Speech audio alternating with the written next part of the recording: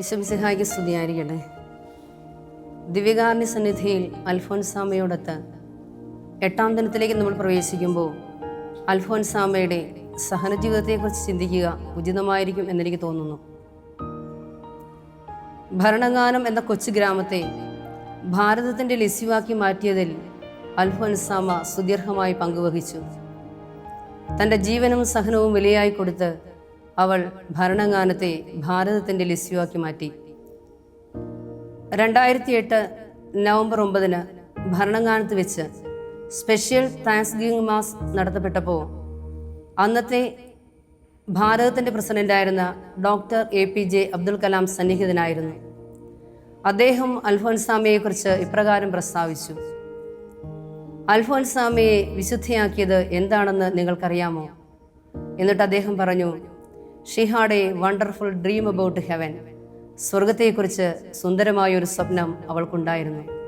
അതേ പ്രിയപ്പെട്ടവരെ, സുന്ദരമായ ഉന്നതമായ സ്വപ്നങ്ങൾ നമുക്കുള്ളപ്പോൾ സഹനങ്ങളൊന്നും വലിയ ഭാരമായിട്ട് നമുക്ക് അനുഭവപ്പെടില്ല. വിശുദ്ധ അൽഫോൻസാമയുടെ ജീവിതത്തിലേക്ക് നമ്മൾ കടന്നു ചെല്ലുമ്പോൾ എത്ര സ്നേഹത്തോടെയാണ് അവൾ സഹനത്തെ സ്വീകരിച്ചതെന്ന് നമുക്ക് മനസ്സിലാക്കാൻ സാധിക്കും. 1939 ജൂൺ 14 ഈശോയുടെ തിരുഹൃദയ തിരുനാളിൻ്റെ തലേ ദിവസം അവൾ ജൂനിയർ സിസ്റ്റേഴ്സിനോട് ഇപ്രകാരം പറഞ്ഞു: ഗോതമ്പ് മണി നല്ലതുപോലെ ഇടിച്ചു പൊടിക്കുമ്പോൾ അത് വെണ്മയേറിയ മാവായി തീരുന്നു. അത് ചുട്ടെടുക്കുമ്പോൾ വിശുദ്ധ കുർബാനയ്ക്കുള്ള ഓസിയായി മാറുന്നു. അപ്രകാരം നാമും ആയിത്തീരണം. നല്ല മുന്തിരി ചക്കിലിട്ട് ഞെരിക്കുമ്പോൾ അത് നല്ല മുന്തിരിച്ചാർ നമുക്ക് തരും. അത് സംഭരിച്ച് ശുദ്ധീകരിക്കുമ്പോൾ വിശുദ്ധ കുർബാനയ്ക്കുള്ള ഈശോയുടെ തിരുരക്തമായി അത് മാറ്റപ്പെടും.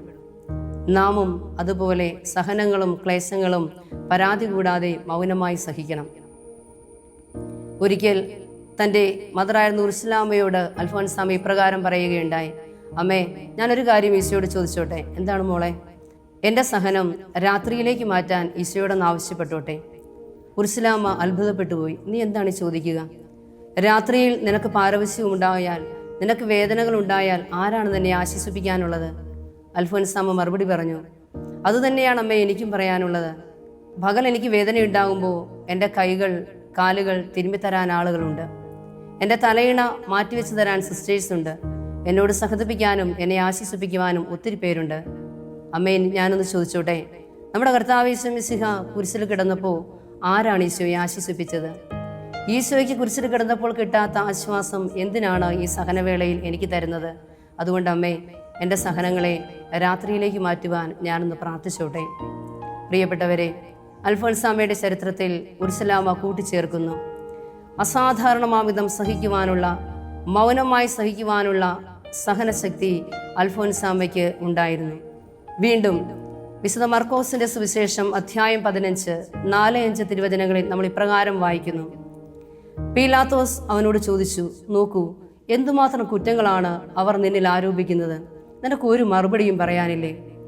ഈശോ മൗനം ദീക്ഷിച്ചു. അവനൊന്നും മറുപടി പറഞ്ഞില്ല.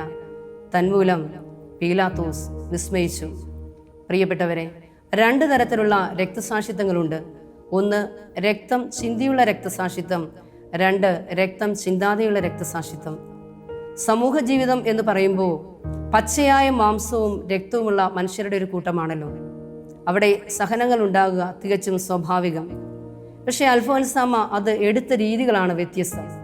2-ാം ലോക മഹായുദ്ധകാലത്ത് പട്ടിണി മൂലം നാട് വിഷമിക്കുന്ന സമയത്ത് മഠത്തിലും വളരെയേറെ ദാരിദ്ര്യവും കഷ്ടപ്പാടുമായിരുന്നു. രോഗികൾക്ക് കൊടുക്കുവാൻ വേണ്ടി 5-6 ഏത്തപ്പഴം സ്റ്റോറിൽ സൂക്ഷിച്ചു വെച്ചിരുന്നു. ഒരു ദിവസം ഒരെണ്ണം കാണാതെയായി.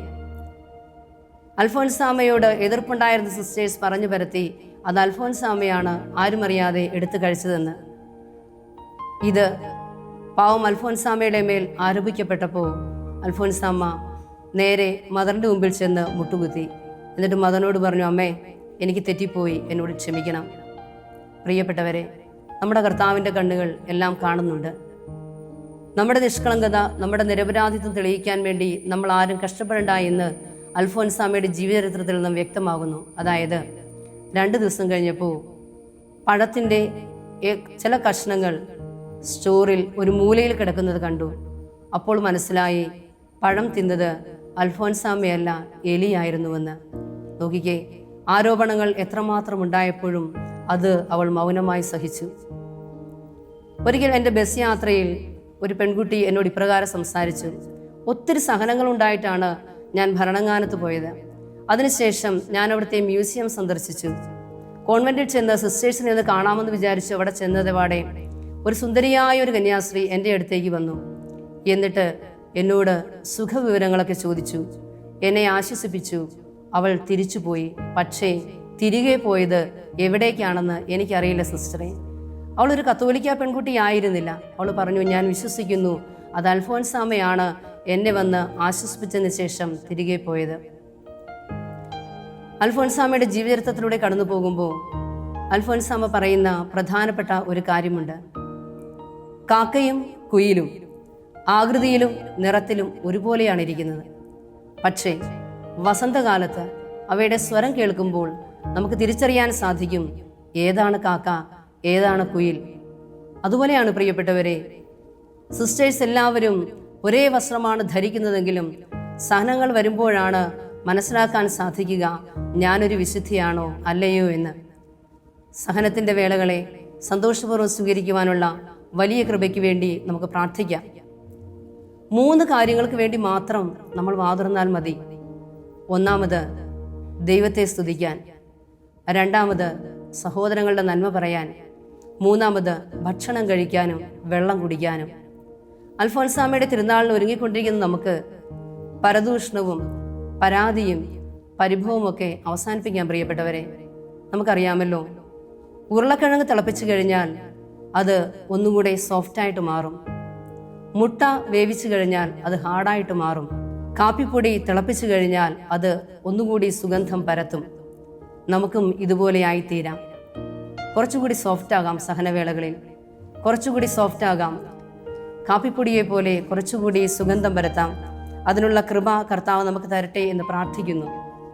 കാളാശ്ശേരി പിതാവ് അൽഫോൻസാമ്മയെ കാണാൻ വന്നപ്പോൾ അവളുടെ സഹനവേളകളിൽ അവളോട് ചോദിച്ചു, രാത്രിയിൽ ഉറങ്ങാതെ കിടക്കുമ്പോൾ നീ എന്ത് ചെയ്യുന്നു? അവൾ പറഞ്ഞു, ഉറങ്ങാതെ കിടക്കുമ്പോൾ ഞാൻ സ്നേഹിക്കുകയാണ് പിതാവേ. നമുക്ക് ചിന്തിക്കാൻ പ്രിയപ്പെട്ടവരെ, ഉറക്കമില്ലാത്ത രാത്രികളെക്കുറിച്ച് നമ്മളൊക്കെ എത്രമാത്രം പരാതികൾ പറയുന്നു. ക്രൂശിതനായ ഈശോയുടെ 5480 പരം അടികൾ കിട്ടിയവൻ, അവൻ്റെ 5 തിരുമുറികൾ മാത്രം ഇന്നും അവശേഷിക്കുന്നു. നാമും സ്വർഗത്തിൽ ചെല്ലുമ്പോൾ സ്നേഹിച്ചതിൻ്റെ മുറിപ്പാടുകൾ, സഹിച്ചതിൻ്റെ മുറിപ്പാടുകൾ നമ്മുടെ കരങ്ങളിലും കാലുകളിലും ഉണ്ടായിരിക്കട്ടെ എന്ന് നമുക്ക് പ്രാർത്ഥിക്കാം. ഹെബ്രായ ലേഖനം അധ്യായം 12 1 മുതലുള്ള തിരുവചനങ്ങളിൽ ഇപ്രകാരം പറയുന്നു, നമുക്ക് ചുറ്റും സാക്ഷികളുടെ വലിയ സമൂഹമുള്ളതിനാൽ നമ്മെ വിഷമിപ്പിക്കുന്ന ഭാരവും പാപവും നമുക്ക് നീക്കിക്കളയാം. നമുക്കായി നിശ്ചയിച്ചിരിക്കുന്ന ഈ ഓട്ടപ്പന്തയം സ്ഥിരോത്സാഹത്തോടെ നമുക്ക് ഓടിത്തീർക്കാം. നമ്മുടെ വിശ്വാസത്തിന്റെ നാഥനും അതിനെ പൂർണ്ണതയിൽ എത്തിക്കുന്നവനുമായ യേശുക്രിസ്തുവിനെ മുന്നിൽ കണ്ടുകൊണ്ട് വേണം നാം ഓടുവാൻ. അവൻ തനിക്കുണ്ടായിരുന്ന സന്തോഷം ഉപേക്ഷിച്ച് അവമാനം വകവയ്ക്കാതെ കുരിശ് ക്ഷമയോടെ സ്വീകരിച്ചു. ആകയാൽ ദൈവസിംഹാസനത്തിന്റെ വലതുഭാഗത്ത് അവൻ അവരോധിക്കപ്പെടുകയും ചെയ്തു. പ്രിയപ്പെട്ടവരെ, അൽഫോൻസാമ്മയെ പോലെ നമുക്കും ക്രൂശിതനെ മുന്നിൽ കണ്ടുകൊണ്ട് ഓടാം. ഒരു വൈദികനെയോ ഒരു സിസ്റ്ററിനെയോ കണ്ടുകൊണ്ടല്ല, ക്രിസ്തുവിനെ മാത്രം മുന്നിൽ കണ്ടുകൊണ്ട് നമുക്കും ഓടാം. അവമാനം വകവയ്ക്കാതെ കുരിശുകൾ ക്ഷമയോടെ നമുക്ക് സ്വീകരിക്കാം. പ്രിയപ്പെട്ടവരെ, വിശുദ്ധ അൽഫോൻസാമ്മയ്ക്ക് ലഭിച്ച ആത്മാവിൻ്റെ ഇരട്ടി പങ്ക് നമുക്ക് ലഭിക്കട്ടെ എന്ന ആത്മാർത്ഥമായ പ്രാർത്ഥനയോടെ ദിവ്യകാരുണ്യ ആരാധനയിലേക്ക് നമുക്ക് പ്രവേശിക്കാം.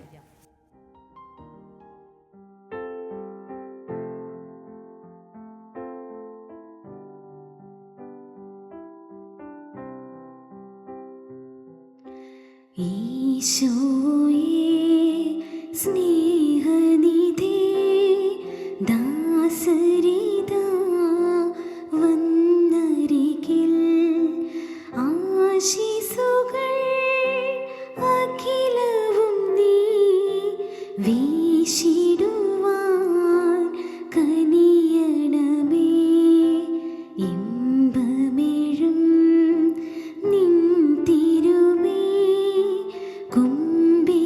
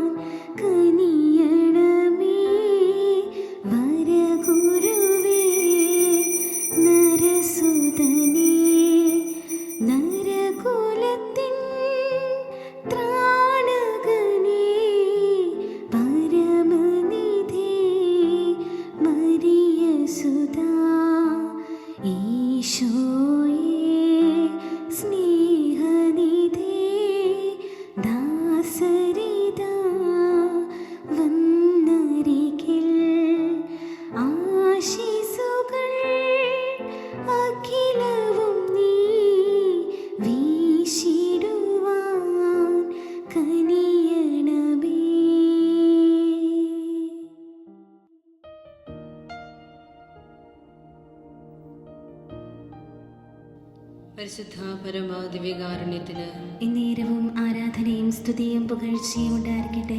ഞങ്ങളുടെ ജീവനും ശക്തി കേന്ദ്രവുമായ പരിശുദ്ധ പരമദിവ്യകാരുണ്യത്തിന് എന്നേരവും ആരാധനയും സ്തുതിയും പുകഴ്ചയും ഉണ്ടായിരിക്കട്ടെ. സഹനവേളയിൽ ഞങ്ങൾക്ക് കൂട്ടിരിക്കുന്ന പരിശുദ്ധ പരമാദിവ്യകാരുണ്യത്തിന് എന്നേരവും ആരാധനയും സ്തുതിയും പുകഴ്ചയും ഉണ്ടായിരിക്കട്ടെ. കർത്താവിൻ്റെ സ്നേഹം ഒരിക്കലും അസ്തമിക്കുന്നില്ല. അവിടുത്തെ കാരുണ്യം ഒരിക്കലും അവസാനിക്കുന്നില്ല. അവിടുത്തെ വിശ്വസ്തത ഉന്നതമാണ്. ഓരോ പ്രഭാതത്തിലും അത് പുതിയതാണ്. തന്നെ കാത്തിരിക്കുന്നവർക്കും തന്നെ തേടുന്നവർക്കും കർത്താവ് നല്ലവനാണ്. കർത്താവിൻ്റെ രക്ഷയെ ശാന്തമായി കാത്തിരിക്കുന്നത് ഉത്തമം. വേദനിപ്പിച്ചാലും തൻ്റെ കാരുണ്യാതിരേകത്തിനനുസൃതമായി അവിടുന്ന് ദയ കാണിക്കും. തൻ്റെ പ്രഹരം കൊണ്ടുണ്ടായ മുറിവുകൾ അവൻ സുഖപ്പെടുത്തും. ദിവ്യകാരുണ്യനാഥ, വേദനിപ്പിച്ചാലും കാരുണ്യാതിരേകത്തിനനുസൃതമായി ദയ കാണിക്കുന്ന അങ്ങയുടെ അനന്തകരുണയോർത്ത് ഞങ്ങൾ അങ്ങയെ സ്തുതിക്കുന്നു. അങ്ങയുടെ സ്നേഹം ഒരിക്കലും അസ്തമിക്കുന്നില്ലെന്നും അത് ഓരോ പ്രഭാതത്തിലും പുതിയതാണെന്നും ഞങ്ങൾ തിരിച്ചറിയുന്നു. ദൈവമേ, അങ്ങ് ഞങ്ങളെ കൈവെള്ളയിൽ കൊണ്ടു നടക്കുന്നതിനെ ഓർത്ത് ഞങ്ങൾ അങ്ങയെ ആരാധിക്കുന്നു. ഞങ്ങൾ കടന്നുപോയ വഴികളിലെല്ലാം എത്രമാത്രം അപകടങ്ങൾ പിണഞ്ഞിരുന്നു. ഏതെല്ലാം സഹന വഴികളിലൂടെ ഞങ്ങൾ കടന്നുപോയി. മരണത്തിൻ്റെ നിഴൽ വീണ താഴ്വരയിലൂടെയും ഞങ്ങൾ കടന്നുപോയപ്പോൾ അങ്ങയുടെ കരുണയുടെ കരം, അങ്ങയുടെ സ്നേഹത്തിൻ്റെ കയർ, അങ്ങയുടെ കരുണയുടെ കയർ ഞങ്ങളോടൊപ്പം ഉണ്ടായിരുന്നു. നാളിതുവരെയും അങ്ങ് ഞങ്ങളുടെ ജീവിതത്തിൽ ചൊരിഞ്ഞിട്ടുള്ള സകല കൃപകളെയും ഓർത്ത് ഞങ്ങൾ അങ്ങയെ സ്തുതിക്കുന്നു, ആരാധിക്കുന്നു, നന്ദി പറയുന്നു. സങ്കീർത്തകൻ പ്രാർത്ഥിച്ചതുപോലെ ഞങ്ങളും പ്രാർത്ഥിക്കുന്നു. ദൈവമേ, അങ്ങയുടെ തിരുസന്നിധിയിലായിരിക്കുവാൻ ഞങ്ങൾക്കും കൃപ തരണമേ. അങ്ങയുടെ സന്നിധിയിൽ 1000 വത്സരങ്ങൾ ഭൂമിയിലെ ഒരു ദിവസത്തേക്കാൾ അഭികാമ്യമാണെന്ന് മനസ്സിലാക്കുവാൻ കൃപ ചൊരിയണമേ. പ്രിയപ്പെട്ടവരെ, തിരുസന്നിധിയിലായിരിക്കുന്ന ഈ നിമിഷങ്ങളിൽ നമ്മുടെ എല്ലാ സഹനങ്ങളെയും നമുക്ക് കർത്താവിന് സമർപ്പിക്കാം. അൽഫോൻസാമ സഹനത്തെയെല്ലാം ക്രിസ്തുവിൻ്റെ അംഗീകാരമുദ്രയായി സ്വീകരിച്ചതുപോലെ നമുക്കും സ്വീകരിക്കുവാനുള്ള വലിയ കൃപയ്ക്ക് വേണ്ടി പ്രാർത്ഥിക്കാം. ദാനിയേലിന്റെ പുസ്തകത്തിൽ ഇപ്രകാരം പറയുന്നു: സൈറസ് രാജാവ് പറഞ്ഞ ബേലിനെയും വ്യാളത്തെയും ദാനിയേൽ ആരാധിക്കാതിരുന്നത് നിമിത്തം ദാനിയേലിനെ സിംഹക്കുഴിയിലെറിയുന്നു. 6 ദിവസം സിംഹക്കുഴിയിൽ അദ്ദേഹം കിടക്കുന്നു. ദാനിയേലിനെ സിംഹങ്ങൾ വിഴുങ്ങേണ്ടതിന് ഒന്നും സിംഹത്തിന് ഭക്ഷണമായി കൊടുത്തിരുന്നില്ല. പിന്നീട് തിരുവചനങ്ങൾ ഇപ്രകാരം സാക്ഷിക്കുന്നു: അക്കാലത്ത് ഹബക്കുക്ക് പ്രവാചകൻ ബാബിലോണിലേക്ക് പോവുകയായിരുന്നു. അദ്ദേഹത്തിൻ്റെ കയ്യിൽ കറിയും പൊടിച്ച അപ്പവും പാത്രത്തിലും ഉണ്ടായിരുന്നു. കർത്താവിൻ്റെ ദൂതൻ ഹബക്കുക്കിനോട് പറഞ്ഞു: ഹബക്കുക്കേ, ഹബക്കുക്കേ, ബാബിലോണിലെ സിംഹക്കുഴിയിൽ കിടക്കുന്ന ദാനിയേലിന് ഇത് കൊണ്ടുപോയി കൊടുത്താലും.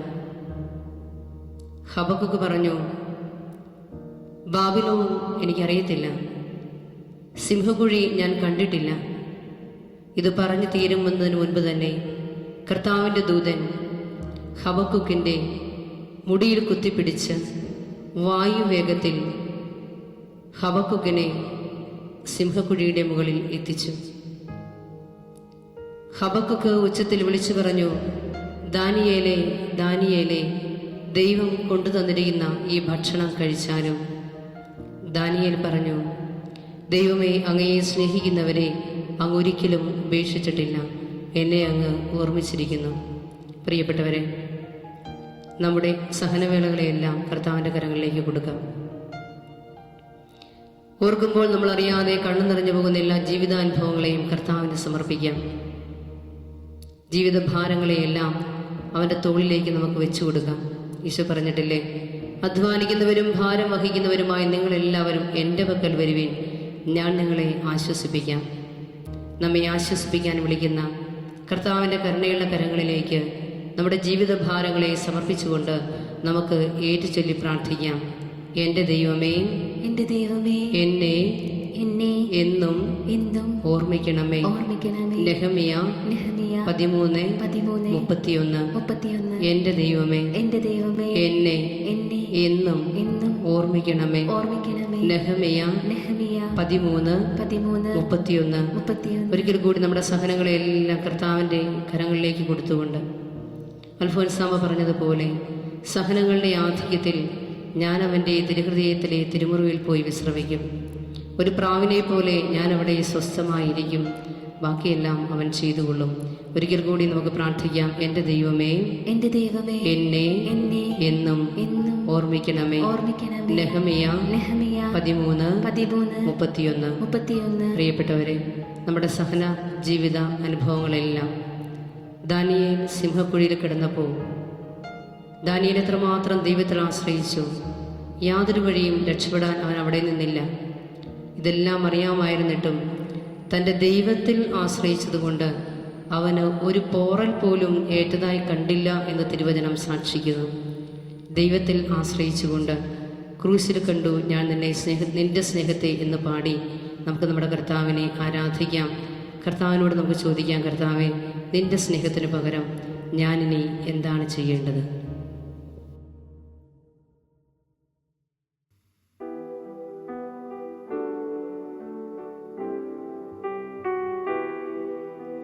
ക്രൂശിൽ കണ്ടു ഞാൻ നിൻ സ്നേഹത്തെ, ആഴമാർന്ന നിൻ മഹത്യാഗത്തെ.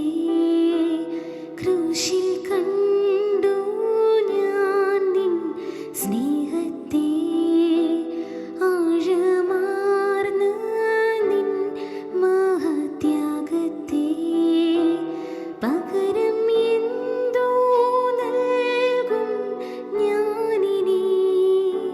ഹൃദയം പൂർണ്ണമായി നൽകുന്നു നാഥനായി.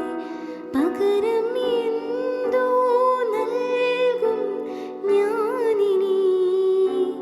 ഹൃദയം പൂർണ്ണമായി നൽകുന്നു നാഥനായി. സൃഷ്ടികളിൽ ഞാൻ കണ്ടു നിൻ കരവിരുത്, അത്ഭുതമാം നിൻ ജ്ഞാനത്തിൻ പൂർണ്ണതയും. സൃഷ്ടികളിൽ ഞാൻ കണ്ടു നിൻ കരവിരുത്, അത്ഭുതമാം നിൻ ജ്ഞാനത്തിൻ പൂർണ്ണതയും. പകരം എന്തോ നൽകും ഞാനിനി. നന്ദിയാലെന്നും വാഴ്ത്തിടും സൃഷ്ടാവേ. പകരം എന്തോ നൽകും ഞാനിനി. നന്ദിയാലെന്നും വാഴ്ത്തിടും സൃഷ്ടാവേ. അസറിയായോടും കൂട്ടുകാരോടും കൂടെ നിൽക്കുന്നതിന് കർത്താവിൻ്റെ ദൂതൻ ചൂളയിലേക്ക് ഇറങ്ങിച്ചെന്നു. ജ്വാലയെ ചൂളയുടെ മധ്യത്തിൽ നിന്ന് ആട്ടിയകറ്റി. ചൂളയുടെ മധ്യഭാഗം തണുത്ത ജലഗണങ്ങൾ നിറഞ്ഞ കാറ്റ് വീശുന്ന സ്ഥലം പോലെയായി. പ്രിയപ്പെട്ടവരെ, ഇങ്ങനെ സംഭവിക്കാൻ കാരണമെന്തെന്ന് വിശുദ്ധ ഗ്രന്ഥത്തിൽ രേഖപ്പെടുത്തിയിരിക്കുന്നു. നബൂഖദ്നേസർ രാജാവ് അസറിയായെയും കൂട്ടുകാരെയും തീച്ചൂളയിലേക്ക് വലിച്ചെറിഞ്ഞപ്പോൾ അഗ്നിയുടെ മധ്യത്തിൽ അസറിയായുടെ അധരങ്ങൾ കർത്താവിനെ പുകഴ്ത്തി. അസറിയായുടെയും കൂട്ടുകാരുടെയും അധരങ്ങൾ അഗ്നിയുടെ മധ്യത്തിൽ കർത്താവിനെ പുകഴ്ത്തി. പൗലോസും സീലാസും കാരാഗൃഹത്തിൽ കിടന്ന് കർത്താവിനെ സ്തുതിച്ചപ്പോൾ കാരാഗൃഹം തുറക്കപ്പെട്ടു. അവരുടെ ചങ്ങലകൾ അഴിഞ്ഞു വീണു. നമുക്കും ആത്മാർത്ഥമായ കർത്താവിനെ സ്നേഹിച്ചുകൊണ്ട് ദൈവം തന്നിരിക്കുന്ന എല്ലാ സഹനങ്ങളെയും സന്തോഷത്തോടെ സ്വീകരിച്ചുകൊണ്ട് അൽഫോൻസാമ പറഞ്ഞതുപോലെ, എൻ്റെ കർത്താവ് അറിയാതെ എനിക്ക് ഒന്നും സംഭവിക്കുകയില്ല. എൻ്റെ കർത്താവ് അറിയാതെ എനിക്ക് ഒന്നും സംഭവിക്കുകയില്ല. തോമാസ് സ്ലീഹ പറഞ്ഞതുപോലെ, എൻ്റെ കർത്താവ് അറിയാതെ എന്നെ തൊടാൻ ആർക്കും സാധിക്കുകയില്ല. അവൻ്റെ സമയമാകുന്നതുവരെ എന്നെ തൊടാൻ ആർക്കും സാധിക്കുകയില്ല. ജീവിതമാകുന്ന മേശയും ദൈവം വിളമ്പുന്നതെല്ലാം സന്തോഷത്തോടെ സ്വീകരിക്കാം. വിവാഹ ജീവിതാന്തസ്, സന്യാസ ജീവിതാന്തസ്, വൈദിക ജീവിതാന്തസ് എല്ലാം കർത്താവിന് കൊടുക്കാം. ദൈവം തന്നിരിക്കുന്ന എല്ലാ സഹനങ്ങളെയും ഓർത്ത് സന്തോഷത്തോടെ കർത്താവിന് നന്ദി പറഞ്ഞുകൊണ്ട് ഇരു കരങ്ങളും ഉയർത്തി നമുക്ക് കർത്താവിനെ സ്തുതിക്കാം. Hallelujah, hallelujah.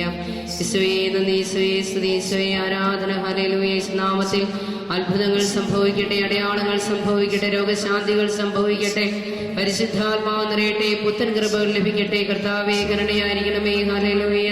യേശുവേ നന്ദി, യേശുവേ സ്തുതി, യേശുവേ ആരാധന, ആരാധന, ആരാധന. എല്ലാ സഹനങ്ങളെയും തകർച്ചകളെയും ഓർത്ത് ഞങ്ങൾ അങ്ങയെ സ്തുതിക്കുന്നു. കർത്താവെ, ഞങ്ങൾക്ക് കൈകാര്യം ചെയ്യാൻ പറ്റാത്ത എല്ലാ ജീവിതാനുഭവങ്ങളെയും ഓർത്ത് ഞങ്ങൾ സ്തുതിക്കുന്നു. കർത്താവെ, ഞങ്ങൾക്ക് പരിഹരിക്കാനാവാത്ത സങ്കടങ്ങളെ പ്രതി ഞങ്ങൾ അങ്ങയെ സ്തുതിക്കുന്നു. എല്ലാം അങ്ങയുടെ കരങ്ങളിലേക്ക് സമർപ്പിച്ചുകൊണ്ട് ഈശോയേ ഹല്ലേലൂയ, ഹല്ലേലൂയ, ഹല്ലേലൂയ. ഈശോയേ എന്ന് വിളിച്ചുകൊണ്ട് നമുക്ക് കർത്താവിനെ സ്തുതിക്കാം. ഹല്ലേലൂയ. ഈശോയേ നന്ദി, സ്തുതി, ആരാധന, ആരാധന, ആരാധന. ഈശോയേ നന്ദി, നന്ദി, നന്ദി, നന്ദി, നന്ദി, സ്തുതി. ഹല്ലേലൂയ. കർത്താവേ, സ്വർഗം തുറന്നിറങ്ങി വരണമേ. Hallelujah, hallelujah, hallelujah, hallelujah, hallelujah, hallelujah, hallelujah, hallelujah, hallelujah, hallelujah, hallelujah, hallelujah, hallelujah, hallelujah.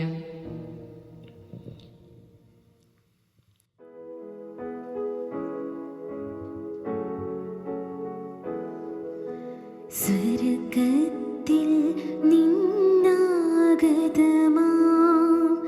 ജീവൻ നൽകുമൊരപ്പം നീ, മർത്യനു മുക്തി പകർന്നരുളും നിത്യമഹോന്നതമപ്പം നീ, നിത്യമഹോന്നതമപ്പം നീ.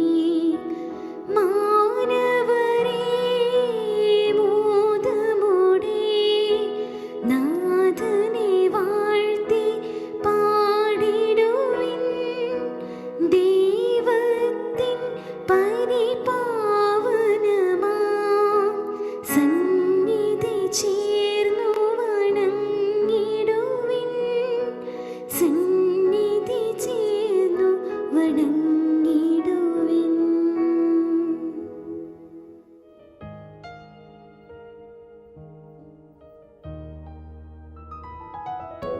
പരിശുദ്ധ ശരീരത്താലും വിലയേറിയ രക്തത്താലും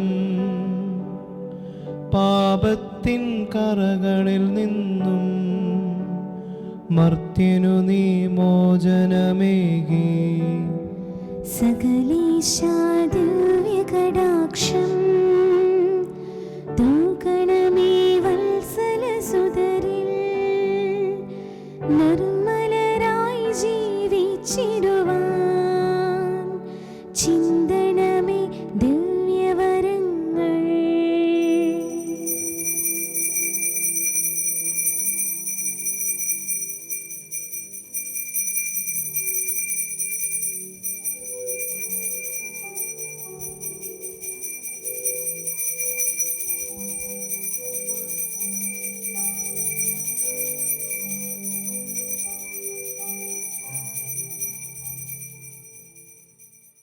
ദിവ്യഗാനത്തിൽ ഞങ്ങളെ അനുഗ്രഹിച്ച പരിശുദ്ധ പരമ ദിവ്യകാരുണ്യേശുവയ്ക്ക് നേരവും ആരാധനയും സ്തുതിയും പുകഴ്ചയും ഉണ്ടായിരിക്കട്ടെ.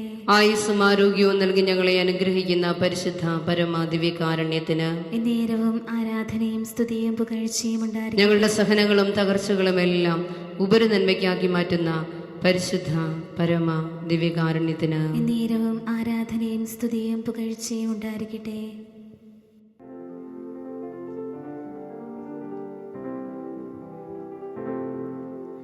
ദൈവസ്നേഹം വർണ്ണിച്ചിടാൻ